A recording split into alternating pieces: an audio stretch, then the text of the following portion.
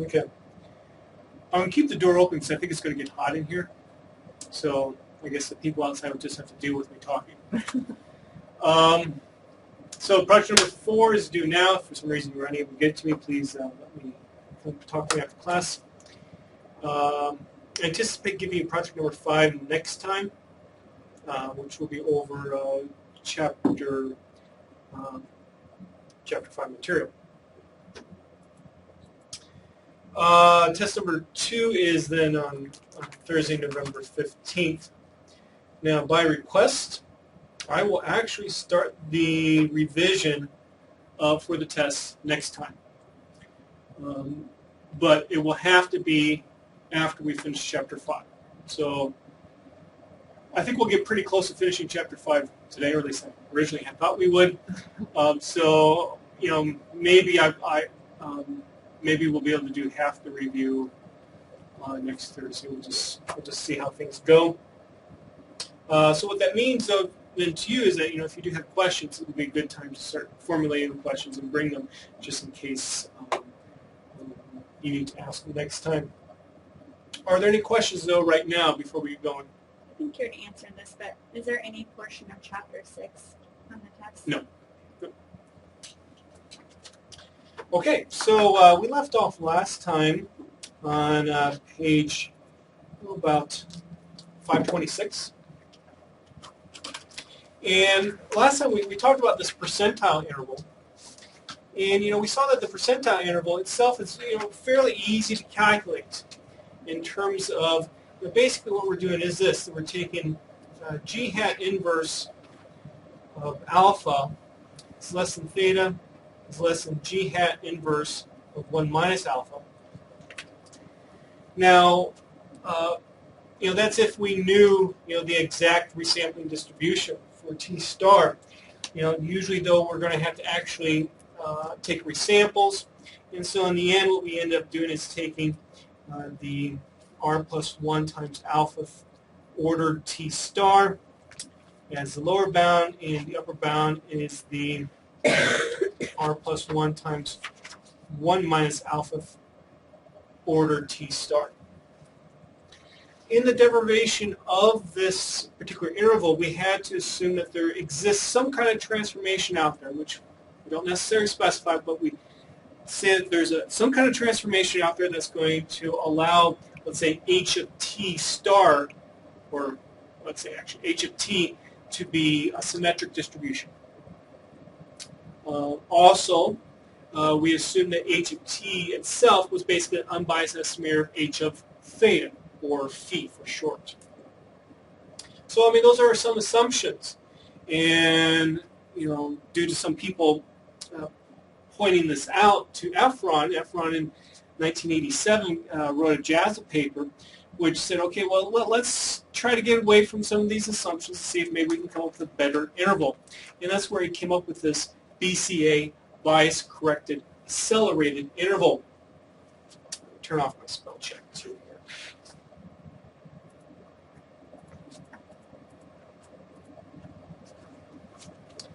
And so he came up with 2 adjustments to the percentile interval. The idea here is still to be able to just simply take an ordered T star value for the lower limit and an ordered T star value for the upper limit. The key difference is instead of using alpha there, we're going to adjust it to be something, let's call it alpha tilde, something different. It still will be, though, a 1 minus 2 times alpha confidence interval. So it's still 1 minus 2 times alpha times 100%. But we just take different, basically, you could say, observed quantiles from the distribution of T star. Okay. So here's the first adjustment. It's a bias correction. You know, what if this h of t actually was not an unbiased estimator of h of theta? Well, then you want to take into account then the corresponding bias.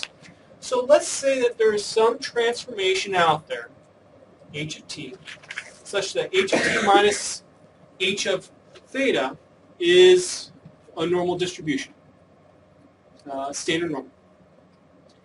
But if H of t was not an unbiased estimate, then we could say H of t, sorry, I'm getting ahead of myself here. We could also say H of t is distributed normal H of theta 1. Again, H of theta is also denoted by phi. Now, if H of t was not unbiased, then we could say, how about this instead? H of t minus H of theta is distributed normal with a mean of negative W. That's what's accounting for the bias. And then variance 1. So if we just shove that H of theta over to the other side, we can say H of t is distributed normal, phi minus W, variance 1. This is what Efron suggested doing. So that's the first correction. The second correction said, okay, perhaps that this transformation that we have here does not necessarily give us a variance stable. Is not necessarily a variance stabilizing transformation. Maybe the end variance that we get is actually a function of our parameter of interest. So how could we fix things up to account for that? And so what he decided to do was say this.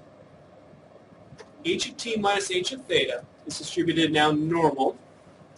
And we have that bias part there, that negative W, but we're going to multiply it by some function of phi, which Efron simply called sigma of phi. The reason being is because also this extra function then is the variance, sigma squared of phi, where sigma of phi itself is 1 plus A times phi. A is a constant. Look what happens when A is equal to 0. What do we get? Just what we had before with just the bias correction. And you can see the role that A plays here. That allows you to incorporate then that this variance is changing as a function of phi. So the larger the A is, the more it allows for this change. And in some respect, I think that's where the name accelerate comes from, is that you can see how the variance is accelerating as A is increasing. Accelerating as a function of phi as A is increasing.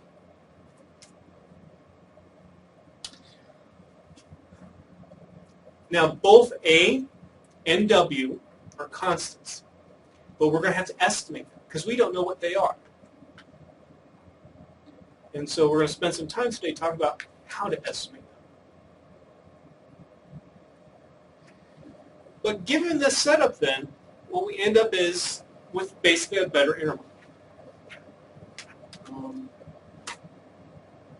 Now, on page 528, I start talking about the derivation of the actual interval endpoints given this setup. You're not responsible for the derivation. Derivation is kind of long. I've outlined the corresponding steps here.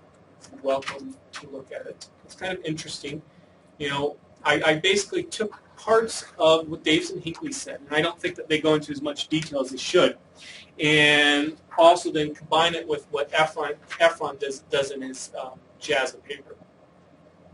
It gets kind of messy, and in fact, there's one small part that I cannot figure out. Right here. I had difficulty showing this particular result. Efron says a little algebraic manipulation shows. Well, I can't figure out what that little algebraic manipulation is. If you ever find out, let me know. I'd be very interested.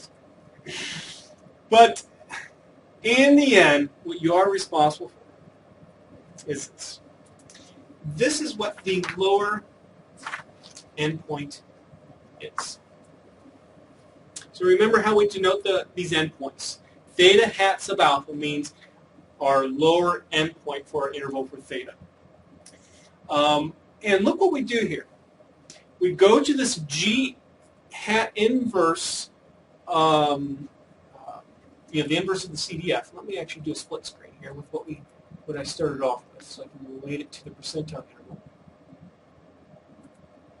So that's the regular old percentile interval on the top. And in the bottom here, you can see the difference between the BCA and the percentile interval? What we end up doing is replacing alpha with a value that comes from the CDF of a standard normal.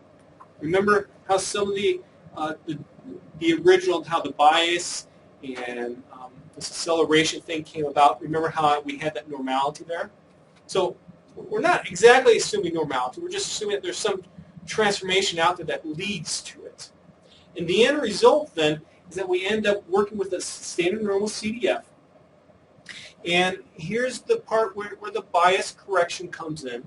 And here's the part where the acceleration constant comes in. And look what we have here. These are the alpha quantile from a standard normal.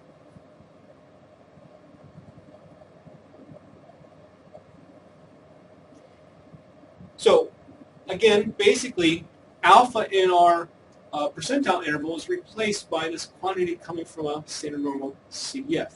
Now, of course, a CDF has a value between 0 and 1, so that's why alpha, of course, would be between 0 and 1. That's why this is occurring. Now, how about just to ease our notation here, how about we call this stuff that's in the middle here alpha tilde? So that's what I wrote out here. So you can see how this is the adjusted value of alpha.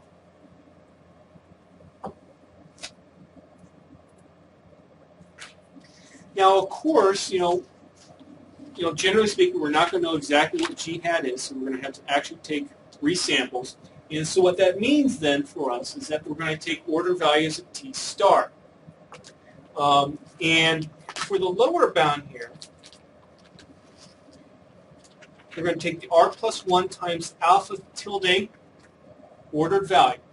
But this alpha tilde, I call alpha tilde low, corresponds to basically exactly what we had here. Okay? Now for the upper bound, since I haven't presented what the upper bound was before, we have an alpha tilde I call up. And this is what it looks like here. And notice the difference between the two. It's just simply the 1 minus alpha quantile from the standard normal or the alpha quantile from the standard normal appearing in this equation.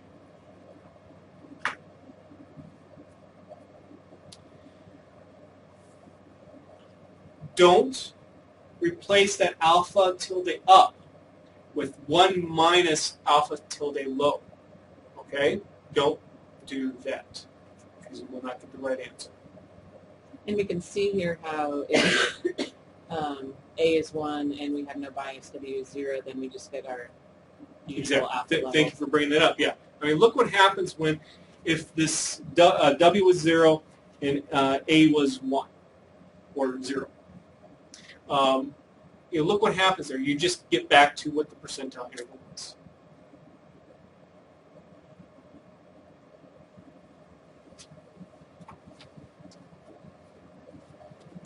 Make sure I'm talking about everything that I needed to.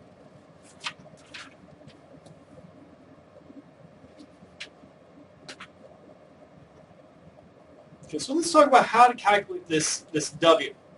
It's not what you necessarily would expect right away, given how much time we spent on talking about bias. Please make that small change in the notes on page 531. So remove the -1 there.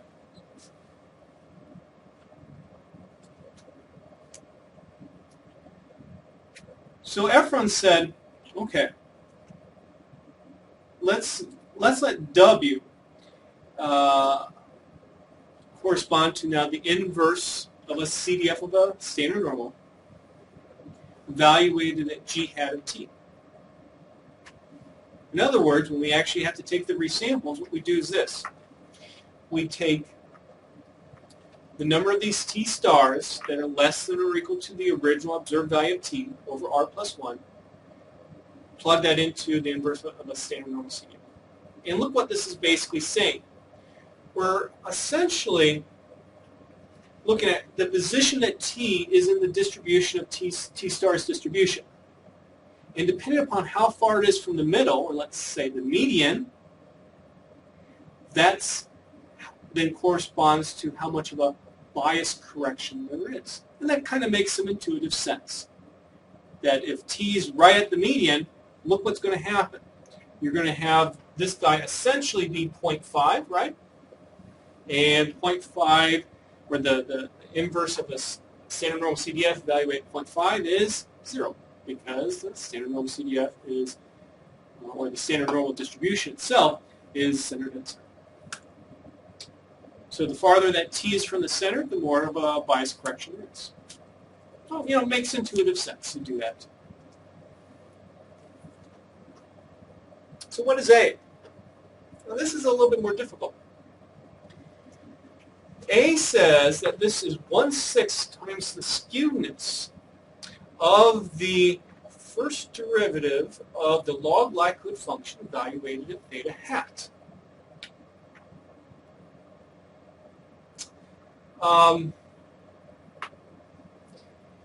You go a little bit further. So what is skewness? Just using the definition. This is what we end up getting. What I want you to understand is this idea, is that the A can be found by going to the empirical influence values. And notice how this looks like the skewness. 1/6 times then the empirical influence values cubed, the sum of them, divided by the empirical influence values squared raised to the 3/2 power. That's if you have, let's say, a sample from one population. If you have, let's say, multiple populations that you're dealing with, like we did at the beginning of Chapter 3, you make corresponding adjustments. Okay. So that's the part that I want you to be responsible for right there. Does it matter which? Oh, here we go. It's like, does it matter which empirical? Now, we know that deriving these empirical influence values is not necessarily an easy thing to do, and especially if you have some complicated statistics. I didn't really necessarily give you complicated statistics in Chapter 2. If you have complicated statistics, it's just, this EMP-INF function is just not going to work well. So what can be done instead is you can replace the empirical influence values with estimates. So you can use the jackknife. Something that I didn't put in here, I don't know why, is that the regression method, the L hat J's, this is what's used by the boot.ci function. And it makes sense that the boot.ci function would do that because it already has some Bootstrap samples to work with. Or should I say, it already has some resamples to work with. So if you actually look at the code for boot.ci, it actually calls a function called bca.ci, which does the actual calculations. That's not visible to you, so you need to, if you remember, use the getAnywhere function to actually see it. If you look inside of it, you can see, okay, it's using the regression method. So it actually doesn't call the EMP-INF that function.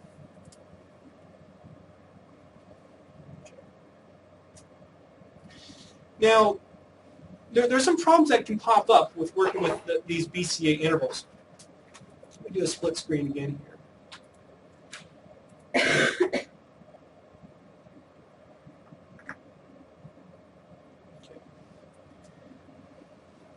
Suppose alpha tilde is very, very low. Just to make this dramatic, let's say that R is 99 and alpha tilde ends up being 0.01. What's going to happen?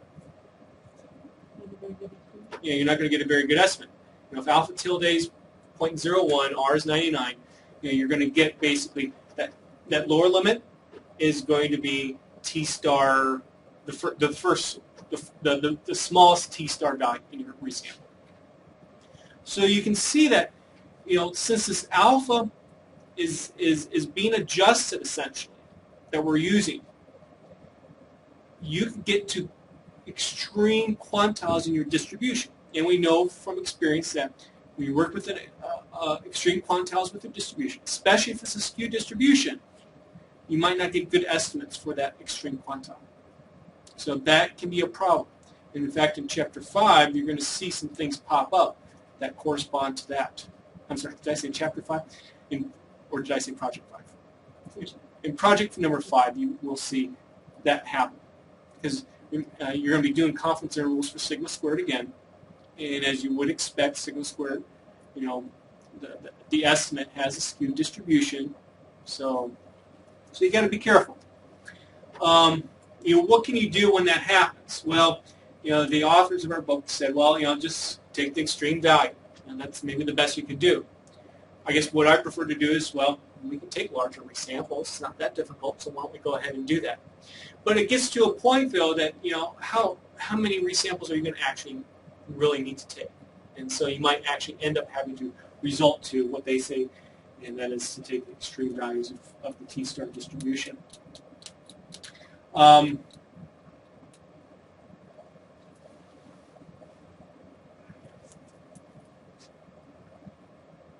Okay, so here's some questions then. Are the limits for the BCA interval always within the parameter space for a reasonably chosen statistic?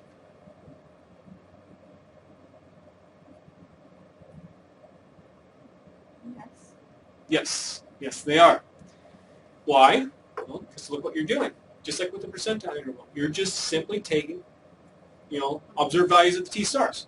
As long as you're taking a reasonable statistic, such as I related to you last time, if your parameter is always positive, we'll take a statistic that's always positive. Okay? As long as you do that, things are fine. Now, we saw with the basic interval that, when we use a transformation, let's call it h of t, we could get a lot better interval. Well, what would happen if I took a transformation here? I call it h of t. Maybe I should call it something else since we use h of t at the beginning of the notes. Maybe k of t. What would happen if I took a monotone transformation of t here, found the BCA interval for that transformation, and then inverted back to the original t scale? Will this change the interval for the exact same resamples if I were just working with t itself? Working with t stars. What did it do with the percentile interval? Nothing. What would happen here? Hopefully the answer is not in front of you. Really, really tiny. Well, I will give you the answer. Change it a little bit. And that's just due to the fact that we're estimating, like, for example, the acceleration constant. That's why. But realistically, is it going to matter much? No. So will we ever, in a realistic situation, work with a transformation with, ourselves that we specify with the BCA interval? No. Okay, so let's go back to the air conditioning data once again. And, well, we've already taken resamples. Remember, we're trying to estimate the population mean. And the resamples, everything's stored in boot.res, so we can simply use the boot.ci function. And now the new argument option is this type equal BCA, and you get your BCA interval, 56.5 to 232.4. We will compare this to the other interval shortly that we've calculated. So really simple. Note that we get this little message here. Some BCA intervals may be unstable. More on that shortly. Of course, it's good to make sure that indeed you know how the calculations are actually done. So then the next set of code here shows us, well, what happens if we try to reproduce them ourselves? Do the interval ourselves without boot.ci.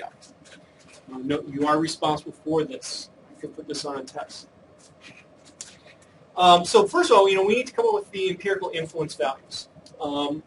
For this problem, since we're just working with the population mean, we know it's simply y minus yj. That's it. The jackknife values end up simplifying to exactly the same thing. And while I didn't put this here, maybe I should have, the regression method also will give you exactly the same thing. Please note, the boot.ci function uses the regression method. I'm going to emphasize that because in the next project you will have to reproduce results just like this.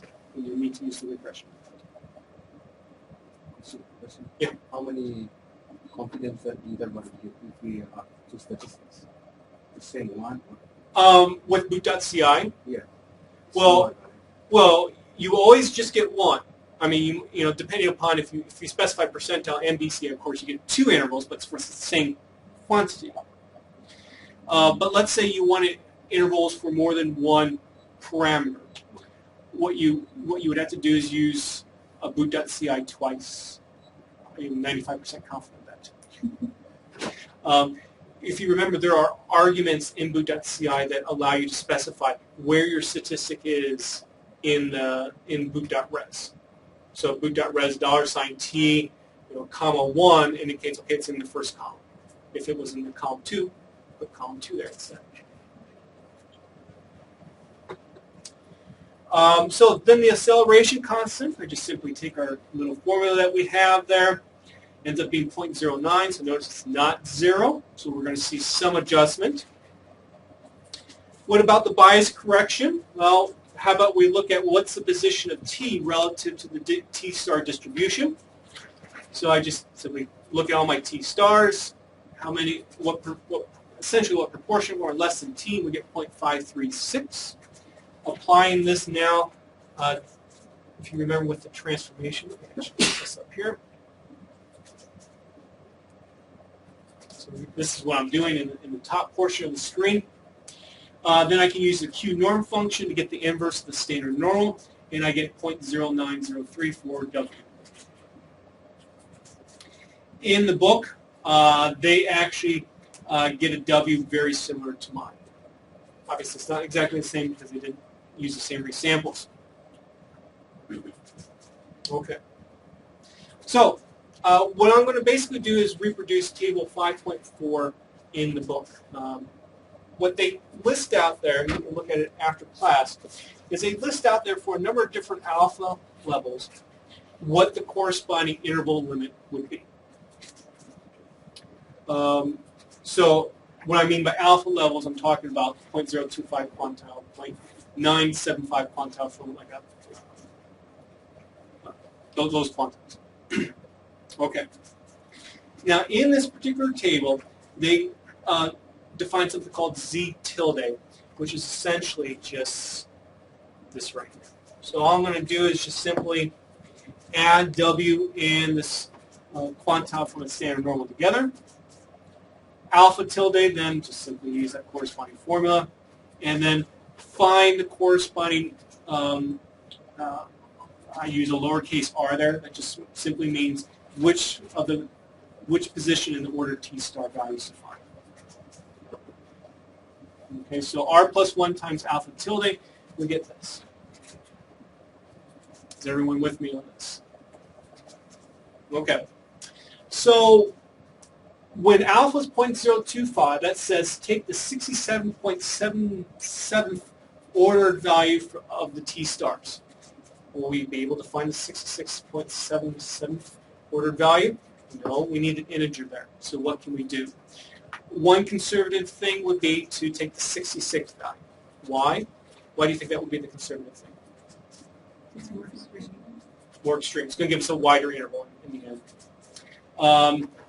What the book does, it actually, and actually what the boot.ci function does, it actually uses some interpolation between the 66th and 67th ordered values. It's okay with me, for you just to take like the 66th. Notice this right here. If I didn't mention this before, previously when we actually did the resampling, we had 999 resamples. Notice it says 995.71th ordered value. That is the reason why we see this right here. So whenever you see that little error message that these BCA intervals may be unstable, it's because you're taking some extreme values for your actual limits. Not necessarily the most extreme, but it is obviously an extreme value. What's the cutoff of that? Don't remember. Let's see if we can find it real quick.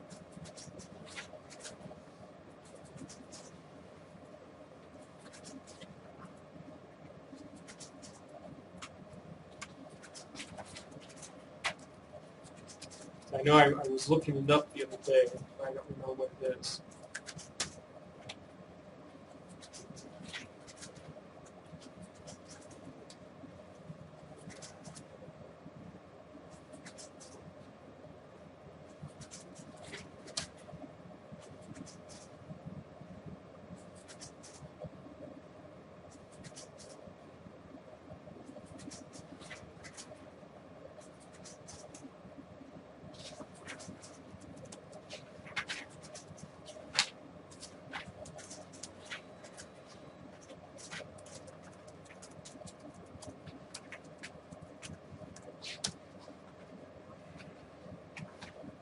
Unfortunately, I can't find it right now.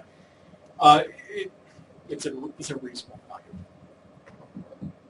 It might be located, and I can't remember the function's name, I believe with the boot.ci function itself, when it's actually printed, it actually called a print function.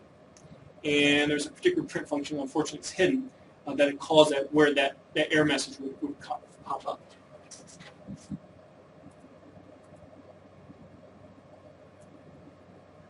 Okay.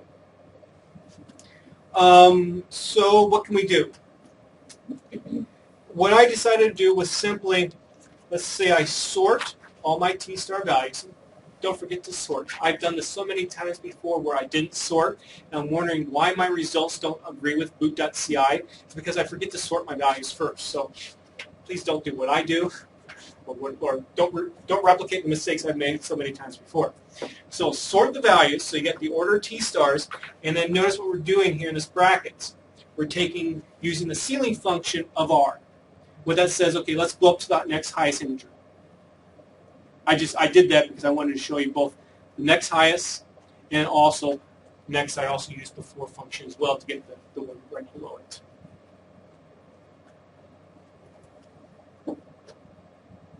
And so then this is what we end up getting here for our interval.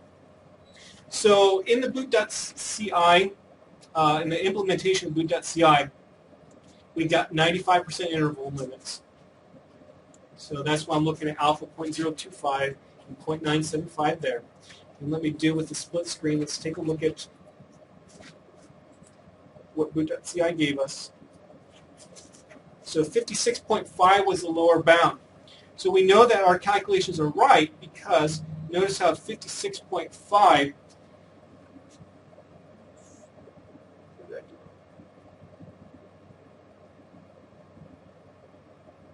hold on a second. Let's look at the upper bound instead first. Notice that the 232.4 is between the ceiling and the floor. Right. So we know we did the calculation right. Am I just missing it here? But 56.5 is not inside those limits. Well,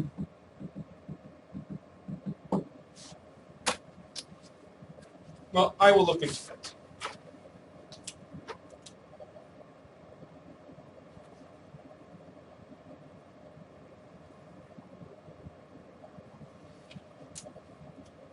Recently, when when I was doing some calculations for the project, the first time I did it, I was a little off in my interval limits. The boot.ci wasn't agreeing with that, and I figured out what I was doing wrong in my code, and I wouldn't be surprised if I did the same error here.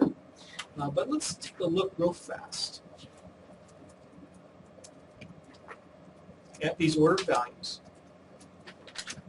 That's all my ordered values. Let's sort them.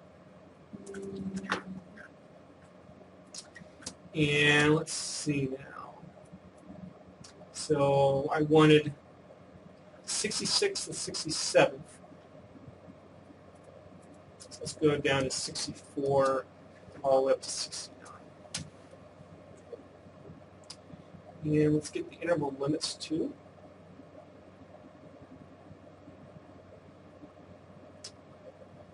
Oh, where's my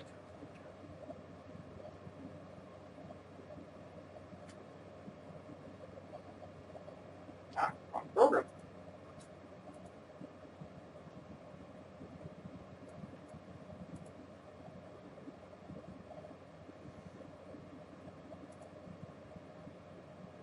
Just give me a second.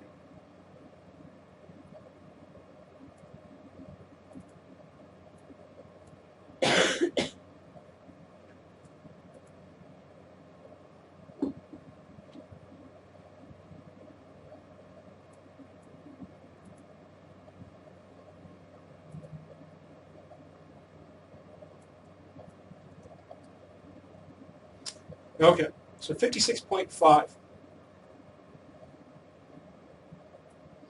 it's between these two. So that means 64, 65, 66, 67, 68. So it's taking between 67 and 68 ordered values.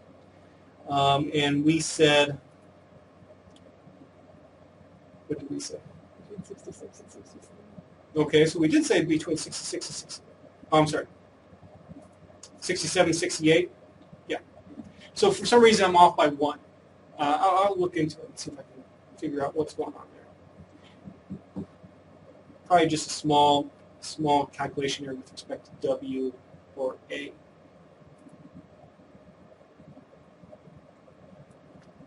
Okay. Could be the fact that it's doing the no, because we said the regression Yeah, the regression should be be exactly. equal to the Yeah, gap. yeah. So I mean, I checked that so before should class. be the difference.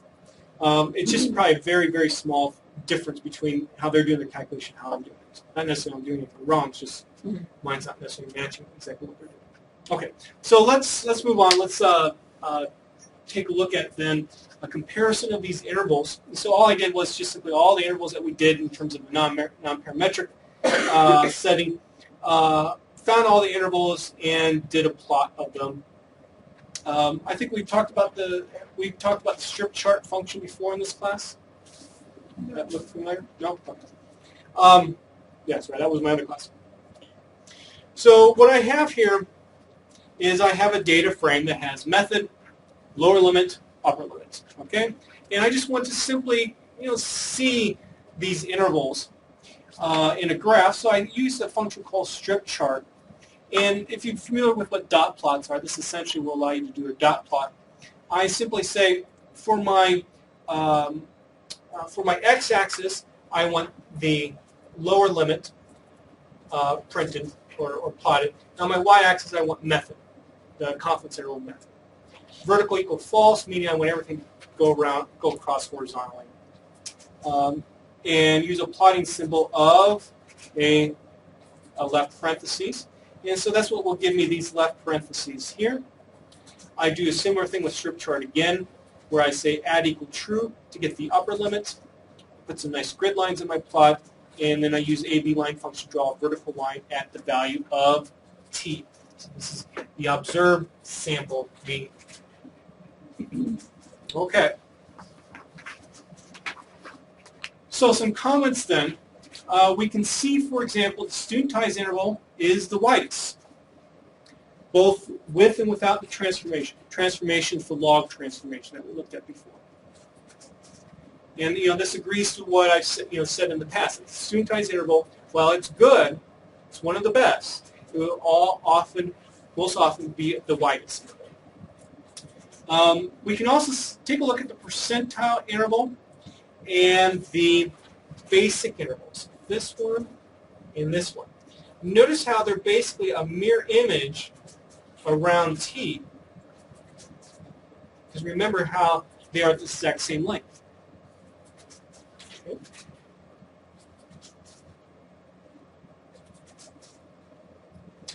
You can see the BCA interval. It's not necessarily smallest, not necessarily it's not necessarily the longest or the smallest. It kind of fits in there in between. Especially compare that to the studentized interval. Remember, both are supposed to be, both are generally thought of as equal in how good they are. It's not necessary for every single parameter out there. You'll see that in project number 5. But typically, these are the two best. Take a look at the basic interval after a transformation is applied. At least the lower bound agrees with the BCA. The upper bound's not too much different. And remember what the BCA is doing. It says, okay, I'm going to find this transformation out there that works. Well, the log transformation seems to work well. And in fact, look at how with the basic interval you get very close to being about the same. Because we found an actual good transformation. So that's why that occurs. And you can see how the basic interval with the transformation versus without the transformation is quite different. Any questions? Okay, so theoretical, so that moves on to section 5.4, theoretical comparisons of these confidence interval methods. This just gets into what I've been basically telling you. BCA, studentized are typically the best. Now, how do you quantify best? Well, in an asymptotic setting, you're talking about basically which one is going to give you closest to alpha when I look at the probability that theta is less than or equal to my lower limit. Which one's going to give me the closest to alpha? Why? Well, theta hats of alpha represents the lower bound. So we want basically the probability of alpha being to the left of it. And note with this probability statement here that theta hat contains statistics. So that's why I can say it's a probability. So think of them in terms of random variables. We want that to be alpha. But these bootstrap intervals won't be exactly alpha. Alpha plus something. For the percentile, for the basic interval, and also for a regular normal distribution-based confidence interval. Let's say if you're using the central limit theorem, or if you're using asymptotic normality for maximum likelihood estimates, you're going to get alpha plus this big O 1 over square root of it as the extra part. But for the studentized interval and the BCA interval, we get big O 1 over n. What this ends up meaning is this, is that as n's getting big, this part here, if you think of it now in terms of little o, is going to 0 faster. So that's why we prefer the studentized interval and the BCA interval over the other ones. Now this is generally speaking this happens. In this section, you're not responsible for it. There's another interval called ABC, the approximate bootstrap confidence interval.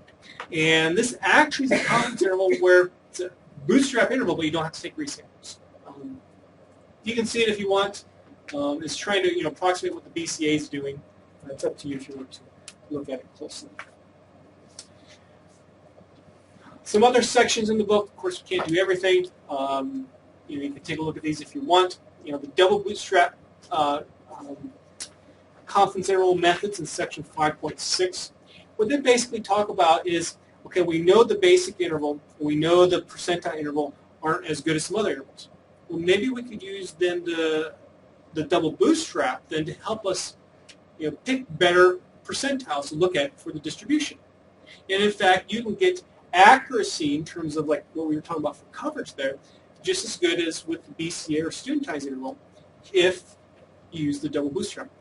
But then someone says, well, I don't want to have to deal with the double bootstrap and take this extra layer of resampling if I can get the same level of accuracy by just using BCA or studentized interval. So that's why I decided not to talk about that section. What we will talk about in end chapter 5 with is this section, which is an empirical comparison of these bootstrap methods. What this basically is saying is this, okay, well, we know how good these are going to do asymptotically. But what happens for a fixed sample size? Which of these intervals is better? Well, of course, that's dependent upon the statistic, the parameter, a lot of things here. The distribution, underlying distribution for the data, and so on. So what section 5.7 then talks about is let's take a look at one particular parameter matrix. It's going to be the ratio of two population means, where the data is going to come from two independent gamma distributions. And let's see how these work. What that means then is that we have to evaluate two things. We need to find what the true confidence level is, or coverage level. So if I say 95% confidence, am I really having that 95% of the time these intervals are covering data? Now, and I'm actually reproducing what they're doing in the book. Now, in the book, they focus on one-sided confidence interval limits. Well, why? Normally we typically work with two, but sometimes we work with one-sided limits. The reason being is this. If I have, let's say, a lower limit and it goes up to infinity, and negative infinity up to upper limit, those are the two one-sided intervals that we have. This allows us to figure out, if you think it now into a two-sided context, where is the interval missing? Is it missing because the lower bound is too low or too high? Or is it missing because the upper bound is too high or too low? So if I say 95% confidence here for this interval, that means 5% of the time you should be to the left of L. Well, if it's 1%, or 10%, oh, that shows you where you're missing. And so that's why, while we often think of two-sided confidence intervals, in this kind of a setting, it's often a little bit more informative to look at one-sided intervals. And then, in the end, as you will see, it's easy to think about, well, what's happening with the two-sided if you have both both one-sided results available to you. So that's why they do that, and that's why we do it too.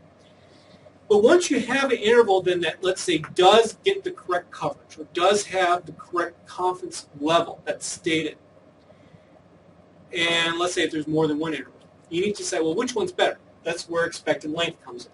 So, of course, you want an interval that truly has 95% confidence. You state 95% confidence. But then an interval that is as narrow as possible. How do we quantify that? Well, expected length. So that's what we're going to do here. Note with expected length, though, it's hard to do this with a one-sided interval.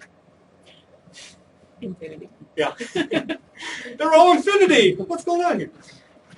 So in that context, we will go to a two-sided interval. So here's the setup that they use. Theta is mu1 divided by mu2, so y bar 1 minus, theta is mu1 divided by mu2. Our statistic of interest is y bar 1 divided by y bar 2. We have samples from two independent situations. They're gamma distributions. Mu1 is 100, mu2 is 50. Notice that theta then would be 2, the ratio of the two means. So our goal is to have 2 inside of our interval limits. They do 10,000 simulated data sets for each gamma. I think it's a little overkill, so we won't do that. They use R equal 999. Maybe that's not enough, but we'll do that. And they look at two different sample sizes, 10 and 25 from both populations. We'll just focus on 25.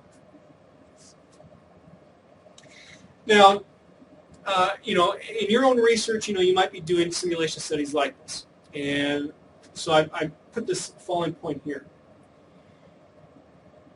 We're going to be evaluating multiple confidence interval methods. We're going to evaluate these on the exact same simulated data sets. Meaning, we're going to get, well, they do here 10,000 simulated data sets. We're going to apply the percentile interval to every single one of those 10,000. Then for the BCA interval, we're also going to apply it to the exact same 10,000 simulated data sets. We would not simulate 10,000 data sets for the percentile and then simulate 10,000 data sets separately for the BCA. We would not do that. And the reason why I bring that up is because I encountered once a PhD student who did that. Why don't, well, do I have the answer there? Nah. Why don't we want to do this? Why do we want to do them together versus separately? Is because you remove one source of variation from your Monte Carlo simulation study.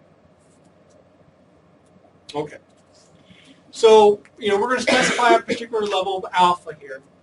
And so, since this is a Monte Carlo simulation, well, what range would you expect then these true confidence levels to fall within if this particular procedure is working? So if I specify alpha is 0.05, and let's say that through doing my simulation, I get 0.043 for the number of times my confidence interval is missing. How do I know if 0.043 is close enough to 0.05 and say, yeah, it seems like it's working? Well, that's where you can simply use a normal approximation to a binomial. So I took the 0.995 quantile from the standard normal. Just take alpha plus or minus it times the square root of alpha times 1 minus alpha divided by 10,000, and you get the corresponding range. So, for example, if I'm doing 95% confidence intervals, so percentage times I should miss, it would be 5%. Then using this little formula, if my estimated true confidence level, or in other words, my coverage level is between 0.0444 and 0.0556, my interval looks like it's working. If it's outside that range, I'm worried. Something's going on wrong. I'm not getting what I should get if the intervals worked.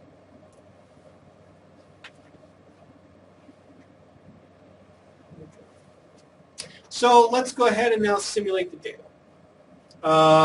So I just specify theta. We've done this many times before. Set a C, use the R gamma function to simulate our data, take into account, of course, that R parameterizes the gamma differently from our book. I simply use the apply function to apply the mean to every single simulated data sets.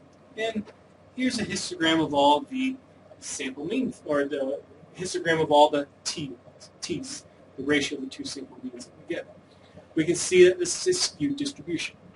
That's why the authors chose this problem, because in these underlying distributions for the y's, this is skewed, and that makes it a little bit more interesting to see how these methods perform. Okay. Now, in the book, you will note that they actually have a particular interval called normal approximation. I want to talk about briefly how that comes about. Using a central limit theorem, we know that the sample mean converges the distribution to a normal interval. Okay? So since I have two independent samples, two populations here, then I can make the following statement here from the central limit theorem. Notice I have zeros here. That's because independent samples, two different populations. The sigma 1 squared is the variance of y1. Sigma 2 squared is the variance of y2. Perhaps I skipped over this. y1 would represent data from population 1. y2 represents data from population number 2. Also, because the sample size are the same, I'm able to pull out a square root of n versus having the square root of n1 and n2 for the two different sample sizes. So what are these variances? Well, just using properties of the gamma distribution, find them. But again, remember what we want.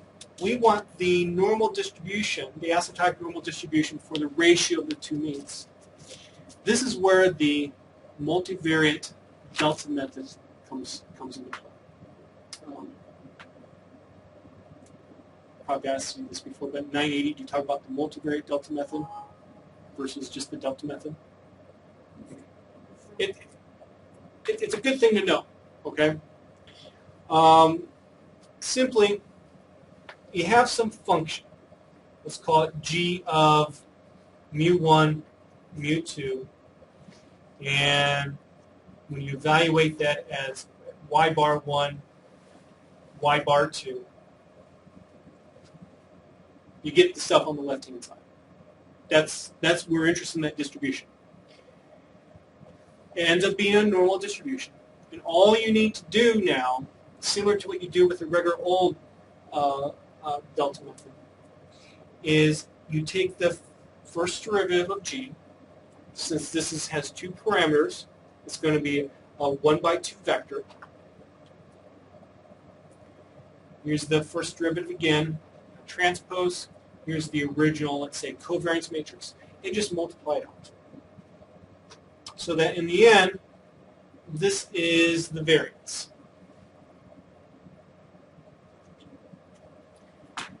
So with that, then, using a normal approximation, then our confidence interval will be y bar 1 or y bar 2 plus or minus value from the standard normal times the square root of the estimated variance of y bar 1 divided by y bar 2. How do we get the estimated variance?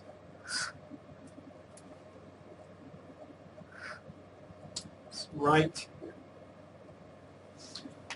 All I did was I put half on top of the parameters that we don't know. How do we estimate them? Well, we just find maximum estimates. And that 1 over n is from the square root of n that was out in front. Okay? So with that, then we can get our normal approximation interval that our book uses. Of course, they don't talk about how it's found, but that's how it's found. Any questions? So what we need to do now for every single simulated data set is come up with the maximum likely estimates. And the way that you do that is similar to what we've done before when we worked with in Chapter 4, when we found maximum likelihood estimates from a 2-parameter gamma. If you remember, we used the optim function to do that. So I'll leave some of the details for you here to figure out. And so this is on, make sure I talk about everything here. Yeah, a second.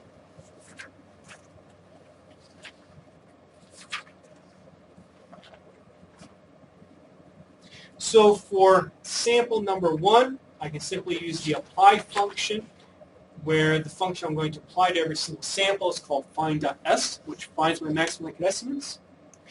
And so what we have here, this is kappa hat, this is mu hat from the first simulated data set, and then the 0 here indicates did it converge or not. 0 means converge, something else other than 0 means it didn't converge.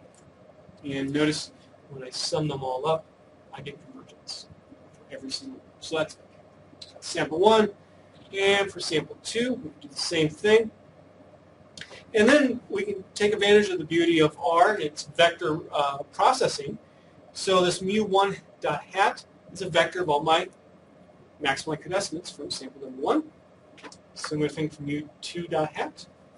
And I just program in the corresponding kappa hats as well. Sorry, I'm kind of going over this quickly, but I think you get the idea. I find my lower limit and upper limit. The thing I want to focus on then is this, to make sure you understand how to compute the coverage level. So we can compute coverage, or we compute, let's say, the percentage time I have an error. In other words, how often is theta not in the interval? So when we compute a lower limit, we compute a one-sided interval.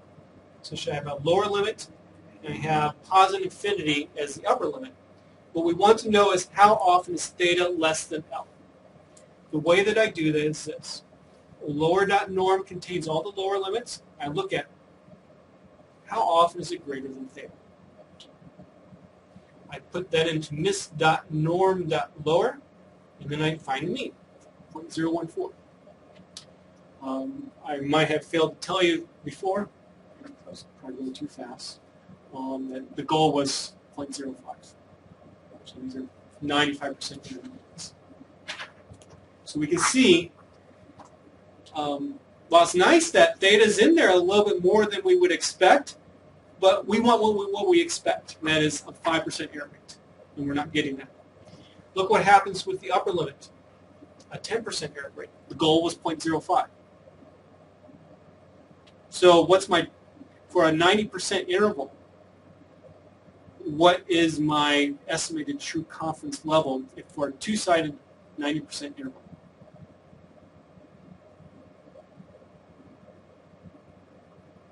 .1043 plus 0.014.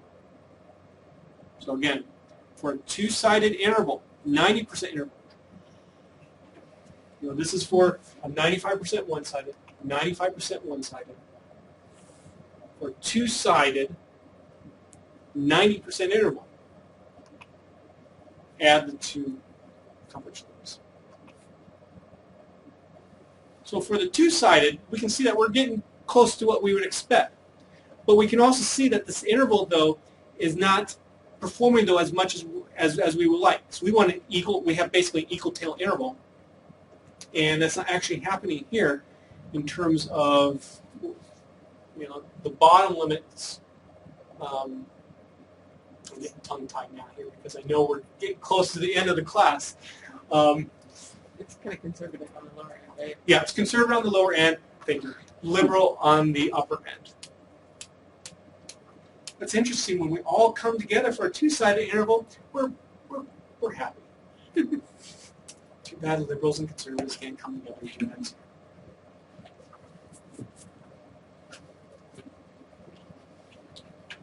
And we can also calculate then the length. So all I do is take upper minus lower. And overall, if I were to take the mean of all these lengths, I get 2.0972. Just alone, that maybe is not very meaningful. We'll compare it to other confidence intervals too. But that is an estimate of the expected length.